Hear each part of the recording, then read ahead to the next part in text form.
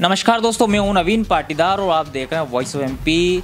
वित्त मंत्री निर्मला सीतारमण 1 फरवरी को बजट पेश करेगी, लेकिन उससे पहले किस तरह की आशाएं आम जनता को है, किस तरह का बजट होना चाहिए, क्योंकि कोविड काल में हमने देखा किस तरीके से आम आदमी कमर टूट चुकी थी और जो गृहिणियाँ हैं, जो महिलाएं हैं, जो घर चलाती, परिवार चलाती, किचन चलाती है, उनका बजट भी डगमगा गया है। वहीं अगर बात की जाए तो होम फॉर वर्क को लेकर भी जो है आम बजट को लेकर आशाएं जो घर पे काम करने वाले उनको बहुत है। ऐसे में बात करने के लिए आज हमारे साथ मौजूद है वरिष्ठ एडवोकेट महेश जी पाटीदार। उनसे बात करें किस तरह का बजट होना चाहिए, कितनी राहत इस बजट में आम जनता को मिलनी चाहिए, क्योंकि कोविड काल में भारी परेशानी आम जनता को झेलनी पड़ी थी।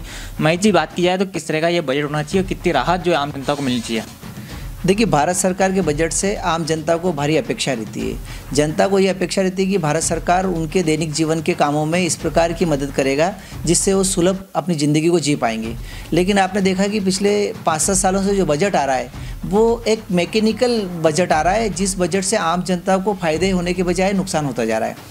आप देखिए कि आज हम किसी होटल में खाना खाएंगे तो उस पर जीएसटी भी लगता है, ईएसटी भी लगता है। मतलब सरकार हमारे साथ अपना टैक्स लेकर जा रही है। हम बस में सफ़र करेंगे, कार में करेंगे, सफ़र में करेंगे, हर चीज़ पर सरकार ने टैक्स कर दिया है। मतलब भारत टैक्स इंडिया हो गया है।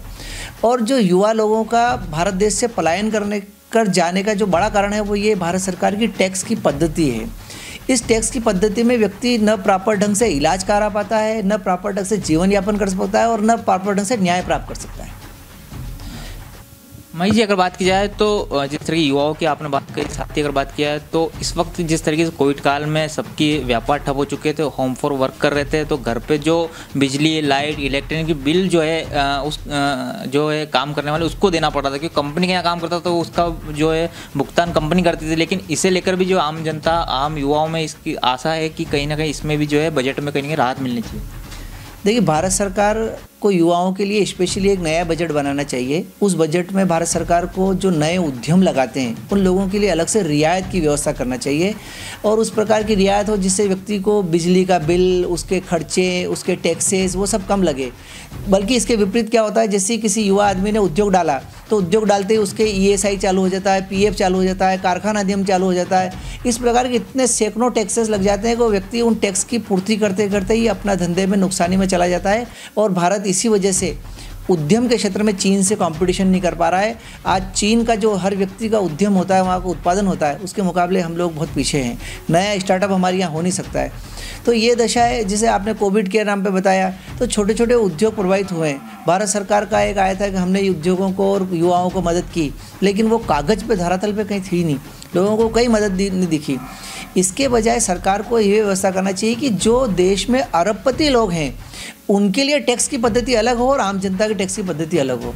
अब आप देखो कि अबानी, अंडानी भी वही टैक्स दे रहे हैं जो हम लोग टैक्स दे रहे हैं, तो उनका खर्चा और हमारा खर्चा बराबर है और उनकी आय बढ़ती जा रही है।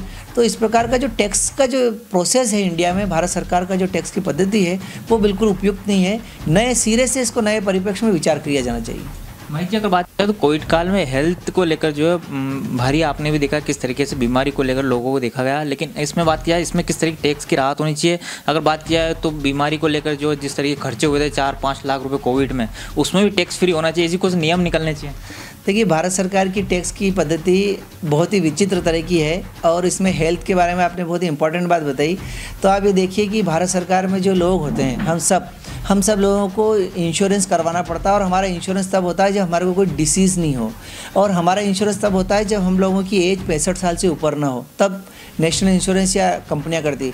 लेकिन भारत सरकार ने एक जाति और वर्ग के लिए स्पेशल एक पॉलिसी बना रखी है और वो जातीय वर्ग के लिए पॉलिसी से क्या होता है कि वो व्यक्ति किसी भी डिसीज़ का हो और किसी भी एज का हो, उसको तत्काल उसके लिए पॉलिसी बन जाती है। तो भारत सरकार की व्यवस्था ही इतनी त्रुटिपूर्ण है कि देश को आज भी अलग अलग लोगों को अलग अलग तरीके से ट्रीट करती है और इसके कारण हुआ कि आज इंश्योरेंस के नाम पर भारत सरकार की तरफ से कोई सुविधा नहीं है। प्राइवेट कंपनियां आ गई और प्राइवेट कंपनियों के इतने अलग अलग तरीके के प्लान हैं कि वो लोगों को फ़ायदे देने के बजाय नुकसान देते हैं। मैं ये ऑटो सेक्टर की बात की जाए, जिस तरह की हमारे पास खबर है, जिस तरह की जानकारी है, उसमें कहा जाता है कि 4 व्हीलर 2 व्हीलर टैक्स एक समान है।